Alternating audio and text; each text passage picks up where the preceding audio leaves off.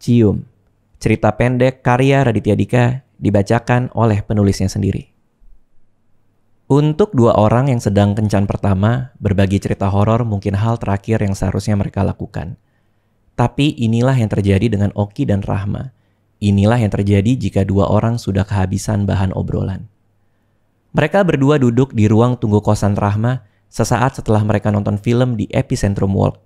Kosan ini khusus putri, ibu kosnya galak, dan tamu laki-laki hanya boleh sampai di ruang tunggu. Tamu laki-laki bahkan tidak boleh memakai toilet, karena terakhir kali ada pacar seorang penghuni kos numpang buang air besar di toilet tamu, pintunya lupa dikunci. Si tamu sih asik aja, jongkok menghadap ke depan pintu berjuang dengan hebat. Tapi begitu ada perempuan, penghuni lain membuka pintu itu, si tamu terkejut sampai berguling di lantai dan si perempuan menjerit membangunkan seisi kos malam itu. Di atas sofa coklat kosan dengan kaki naik ke atas, Rahma mulai membuka cerita horor. Cerita yang standar aja, tentang bagaimana Rahma dulu sewaktu kecil pernah melihat sosok perempuan berbaju putih melayang di depan jendela kamarnya. Cerita horor tentang penampakan yang sering kita lihat di forum internet, blog, artikel, yang sering kali kita pertanyakan, nyata atau tidak. Kalau kamu, ada nggak cerita horor? Tanya Rahma, ingin gantian mendengarkan. Kenapa harus banget cerita horor jam segini? Tanya Oki, melihat ke arah jamnya. Waktu menunjukkan pukul 9 malam. Rahma merajuk. Film yang kita tonton tadi kurang serem. Aku mau yang serem. Aku nggak tahu ini serem atau tidak, tapi aku ada cerita, kata Oki. Masalahnya cuma satu. Kalau aku udah cerita ini, kamu tidak bisa ceritain lagi ke siapa-siapa. Rahma mengangguk. Aku janji nggak bakal cerita ke siapa-siapa. Oki menegakkan duduknya. Dia memandang ke wajah Rahma. Dia tersenyum tipis lalu berkata, begini ceritanya. Aku sekolah di sebuah SMP swasta di Bandung. Waktu itu tahun 2005, ibuku baru saja meninggal ditabrak mobil ketika dia mengantarkan aku naik motor ke tempat les bahasa Inggris. Aku selamat, tapi aku mulai jadi anak yang pemurung. Tidak lama setelah itu bapakku bangkrut dari usahanya. Hidup keluarga kami jungkir balik. Hampir setiap minggu ayahku berkata, kayaknya kamu bawa sial ke keluarga ini. Ayahku terlalu angkuh untuk memindahkan anaknya ke sekolah negeri. Jatuh miskin adalah hal terakhir yang ayah tidak izinkan orang untuk tahu tentang keluarga kami. Menutupi kegagalan perlu usaha lebih keras daripada mencari kesuksesan. Buat aku, menutupi bekas pukulan dari ayahku juga perlu usaha, agar tidak digosipkan oleh satu sekolah. Di SMP aku berkawan dengan dua orang. Yang pertama adalah Kevin, anak seorang pemilik tambak udang di Cirebon, dan Yudi, anak orang kaya yang latar belakang keluarganya masih menjadi misteri. Banyak orang yang bilang bapaknya koruptor. Ada juga yang bilang mafia judi. Tapi tidak ada yang tahu pasti. Buatku yang penting Yudi masih mau berteman denganku. Meskipun di sekolah dia terkenal menyebalkan. Sepulang sekolah di bawah langit yang setengah mendung, Yudi bilang kepadaku, Oki, kata Yudi, mau ikut aku sama Kevin taruhan gak? Apa? Tanyaku. Kamu tahu rumah Kelok? Tanya Yudi. Tahu? Jawabku singkat. Satu sekolah tahu rumah Kelok. Sebuah rumah tua di sebuah belokan dekat pasar. Rumah itu sudah terbengkalai cukup lama. Tidak ada yang tahu siapa pemiliknya dan menjadi urban legend di bibir warga sekitar. Ada yang melihat sosok di jendela lah, ada yang mendengar jeritan perempuan lah, tapi tidak ada yang punya bukti pasti. Yudi berkata serius. Kata Aryo anak 3C, di halaman belakang rumah Kelok ternyata ada pintu menuju ruang bawah tanah. Mereka sempat iseng lihat-lihat ke sana ngebuka pintunya dan ada patung cantik di situ. Patung cantik? Tanya Kevin. Yudi mengangguk. Ada sebuah patung tiduran di lantai, patung perempuan cantik. Tapi ya kamu tahulah anak 3C kan cemen-cemen, jadi mereka tidak berani turun lalu pergi. Kata Aryo sih temannya ada yang asmanya kumat, makanya mereka tidak melanjutkan ke bawah. Tapi aku rasa itu cuma alasan. Terus kita ngapain? Tanyaku. Kita ke sana dulu saja. Yudi lalu melangkah pergi. Kami memasuki rumah Kelok melalui lubang di pagarnya. Ini adalah sebuah rumah tingkat 2. Dari luar terlihat terlalu simetris. Pintu di tengah dengan jendela berbentuk persegi panjang memanjang ke bawah. Ketika kami memasuki pekarangan, hawa dingin langsung terasa. Bau lumut bercampur jamur terasa menusuk masuk ke hidung. Ini jelas rumah yang kesepian, pikirku. Di halaman belakang rumah, betul ada satu buah pintu baja yang tertanam di lantai. Yudi mencoba mengangkat pintu tersebut, namun dia kesulitan. Kami perlu bertiga untuk mengangkatnya. Ketika dibuka, langsung terlihat tangga menuju bagian bawah. Sebuah ruang kosong lapang di bawah tanah. Kami bisa melihat dengan samar ada sosok patung perempuan di dalamnya, tiduran di lantai. Aryo nggak bohong, kata Yudi. Aku menelan ludah. Terus apa taruhannya? Kita gambreng aja, nggak usah susah-susah, kata Yudi. Yang kalah ngapain? Tanya Kevin. Yang kalah, kata Yudi. Dia menoleh ke arah sosok patung di lantai. Cium patung itu. Cium? Tanya Kevin. Cium di bibir, jawab Yudi. Ya ampun, masa kalau aku kalah ciuman pertamaku sama benda gak bernyawa? Kevin terlihat gusar. Sedih amat nih bibir. Aku masih melihat patung itu. Bentuknya tidak jelas, tapi aku bisa melihat kepalanya sedikit terkena cahaya. Itu gelap banget sih di bawah. Yudi mengeluarkan senter besar dari dalam tas punggungnya. Senter merah merek Aoki berukuran jumbo 15 watt. Yudi sangat niat. Ya udah yuk, kataku. Kami bertiga gambreng. Dan seperti nasib yang sedang tidak ramah kepada keluargaku belakangan ini, hari ini pun aku ditimpa sial. Aku satu-satunya dengan telapak yang menghadap ke atas. Untuk gambreng saja aku tidak mampu menang. Yudi memberikan senter kepadaku. Semangat ya. Aku menuruni satu demi satu anak tangga. Bunyi langkah kaki perlahan menggema di ruangan gelap itu. Aku berdiri di depan patung tersebut. Dengan bantuan senter semua terlihat jelas sekarang. Patung ini cantik sekali. Seluruh badannya terbuat dari porselin berwarna putih pucat. Patung ini tidur lurus, mata putih semua. Dengan mata yang lebih cantik dari artis sinetron manapun. Seolah di sebuah dongeng, patung ini seperti seorang putri tidur menunggu dibangunkan oleh seorang pangeran. Aku melihat ke arah ujung tangga atas. Di sana, Yudi dan Kevin melihat dengan penuh antisipasi.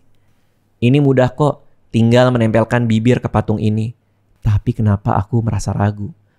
Melihatku yang diam saja, Yudi menjerit. Jangan jadi orang cemen. Aku lalu menutup mata. Secara perlahan aku mencium bibir patung itu. Rasanya dingin dan lembab. Rasanya seperti melakukan sesuatu yang salah. Dengan perlahan aku mengangkat kepalaku. Melihat ke arah patung.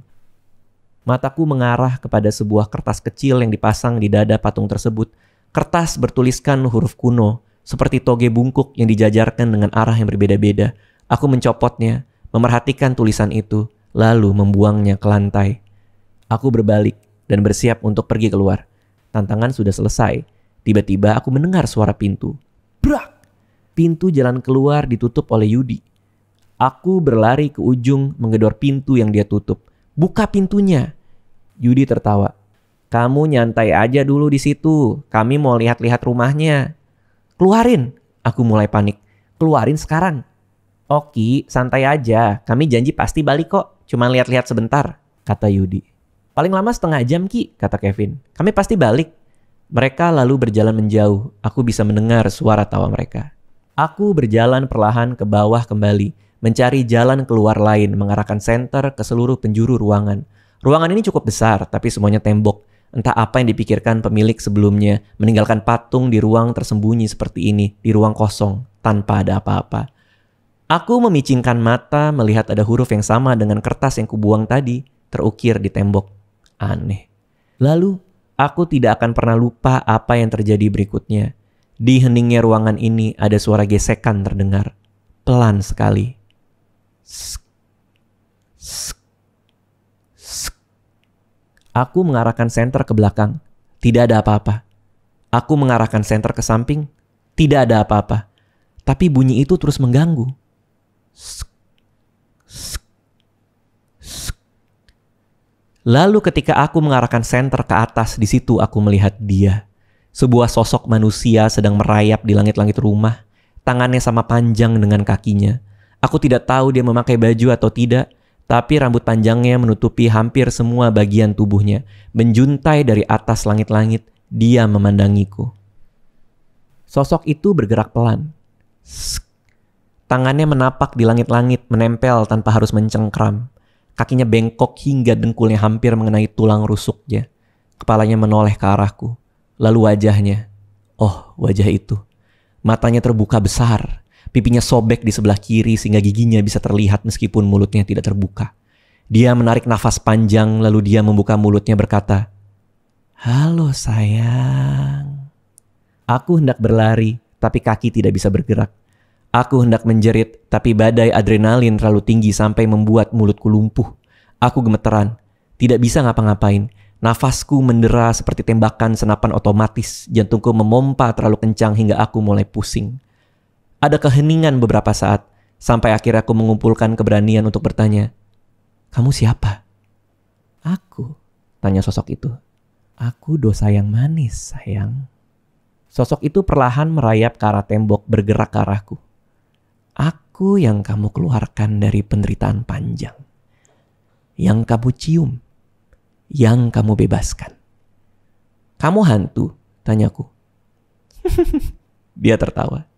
"Hantu datang dari orang yang sudah meninggal, sayang. Aku datang dari ketiadaan. Aku datang dari mimpi buruk di setiap tidur panjang orang yang serakah." Nafasku menggebu. Sosok itu maju ke depanku. Wajahnya tepat ada di depan wajahku. Dia menatap mataku tajam, aroma aneh tercium di hidung. Bau yang belum pernah aku temui sebelumnya. Campuran antara bunga melati dan bangkai penuh belatung. "Kamu mau apa?" tanyaku. "Aku butuh pelayan baru untuk hidup sama-sama. Aku butuh perjanjian yang baru, sayang." Aku, jariku gemeteran tanpa kontrol. Tidak. Dia lalu berkata, "Kamu aku lepaskan karena kamu yang membebaskanku. Pilih di antara dua temanmu itu, dua bongkah daging berjalan di ujung pintu tadi. Siapa yang akan aku jajah? Siapa yang akan aku hinggapi rongga di dadanya? Siapa yang memberiku makan?" "Makan?" tanyaku. "Tidur terlalu lama akan membuat siapapun lapar, bukan?" tanya dia kepadaku.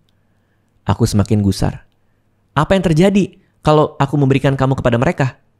"Aku akan hidup bersama mereka, ada dalam diri mereka. Lalu aku akan makan dari cinta di dekat mereka, dari orang tua mereka, dari teman mereka, pelan-pelan. Aku suka makan pelan-pelan. Akan ada yang sakit, akan ada yang kecelakaan, akan ada awan hitam di sekeliling mereka pergi. Aku suka makan pelan-pelan." Dia tersenyum lebar lalu melanjutkan, "Tapi aku paling suka makan sekaligus rasa yang paling nikmat. Rasa cinta yang bersemi di dekat mereka. Setiap perempuan yang jatuh cinta dengan mereka akan aku ambil untuk aku jadikan kudapan." Dia menutup mata, seolah membayangkan sebuah kenikmatan. Aku masih mendengarkan. "Ketika malam tiba, aku akan datang ke tempat perempuan itu, masuk ke mimpinya, mengunyah nyawanya dari dalam jengkal demi jengkal, pelan-pelan, lalu cepat-cepat. Pagi-pagi perempuan itu akan mati dengan mulut menganga dan mata putih semua. Karena itu yang pantas untuk sebuah kudapan, bagian tersisa untuk dibuang ke tong sampah." Aku terlihat takut. "Kasihan temanku dong, hidupnya akan berubah." "Oh, jangan khawatir sayang. Hidup mereka akan berubah. Mereka akan kaya raya. Keberuntungan akan datang. Karena itulah kenapa dulu aku dipelihara. Semesta ini adil sayang. Setiap kemalangan harus diseimbangkan dengan kemewahan. Aku bisa memberikan itu. Aku bisa membuat semua mimpi mereka menjadi lebih indah dari hayalan paling liar sekalipun. Mereka akan lupa rasanya ingin. Mereka akan lupa rasanya butuh. Karena semua sudah ada." "Hidup yang sempurna?" tanyaku. "Lebih sempurna dari kesempurnaan itu sendiri. Kamu tidak bisa bayangkan, sayang. Kamu tidak bisa." Terdengar suara langkah kaki dan suara Yudi dan Kevin sedang mengobrol, mendekat ke arah pintu keluar. Sebentar lagi mereka akan datang. "Siapapun yang kamu pilih, aku turuti," kata sosok itu. Dia lalu mendekat dan mendekat dan mendekat, hingga matanya hampir menempel mataku. Lalu dia berkata, wajah dimiringkan setengah tidak sabar, "Jadi siapa yang akan membawaku pulang hari ini?" Oki dan Rahma masih duduk berdua di atas sofa coklat kosan. Rahma memegang tangan Oki yang baru saja selesai bercerita. Dia terlihat puas mendengarkan cerita Oki. Rahma takjub. Itu serem sih. Ceritaku soal sosok putih mah gak ada tandingannya dengan apa yang kamu alami waktu itu. Lampu kosan tiba-tiba kedap-kedip. Begitu cara ibu kos memberitahu kalau waktu bertamu sudah terlalu malam, Rama menghela nafas panjang, kecewa dia harus berpisah dengan Oki. Baiklah, Oki berdiri dari sofa. Dia berkata, itu tandanya aku harus pulang. Makasih buat hari ini ya. Rahma tersenyum. Iya, sama-sama. Oki berjalan ke arah pintu. Dia lalu membalikkan badannya. Kamu gak penasaran siapa yang aku pilih? Dia pulang sama siapa? Rahma berkata, itu sih udah ketebak. Pasti Yudi kan? Secara dia yang paling nyebelin. Oki tidak menjawab. Ya kan? Tanya Rahma lagi. Misteri adalah elemen terpenting dari sebuah cerita horor. Jadi aku biarkan begitu saja ceritanya, kata Oki. Lalu tersenyum. Rahma hanya mengangguk. Oke, fair juga. Oh, by the way, kata Rahma. Makasih udah cerita ya. Aku pegang janjiku tadi. Aku janji gak bakal cerita ke siapa-siapa. Iya, aku tahu kok, kata Oki. Dia mendekat, lalu mendekat. Matanya memandang mata Rahma, tajam. Aku tahu, kamu gak akan bisa cerita ke siapa-siapa.